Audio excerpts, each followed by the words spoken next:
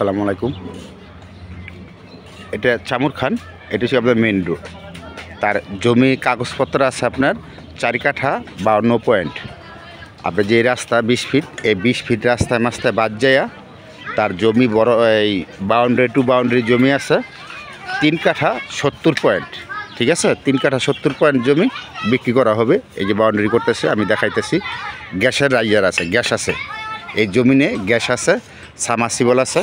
আপনি মার্কেট সম্পূর্ণ সব কিছু করতে পারবেন। ঠিক আছে, আপনারা ভিডিওটা একটু ভালো করে দেখবেন, না টেনে, এবং ভিডিওটা ভালো লাগলে অন্যকে দেখার সুযোগ করে দিবেন।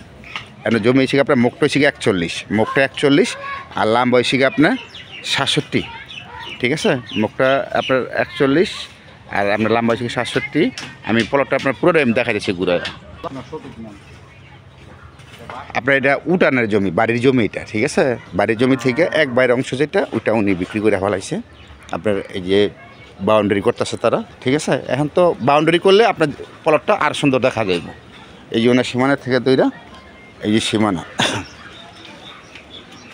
এটা সহ এটা। ঠিক আছে, এগুলো তো পরে উনি ভেঙে দিবে। এই যে বাউন্ডারি টু বাউন্ডারি আপনার যে বাউন্ডারিটা করতেছে, এখন তো মনে করেন বাউন্ডারি পুরো কমপ্লিট করা হয়ে গেলে তখন প্লটটা একদম স্কোয়ার ভালো দেখা যাবে প্লটটা।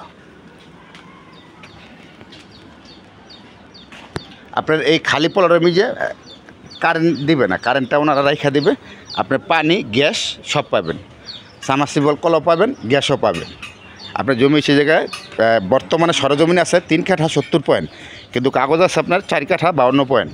ওই যে রাস্তার জন্য আবার জমি ছাড়তে হয়েছে।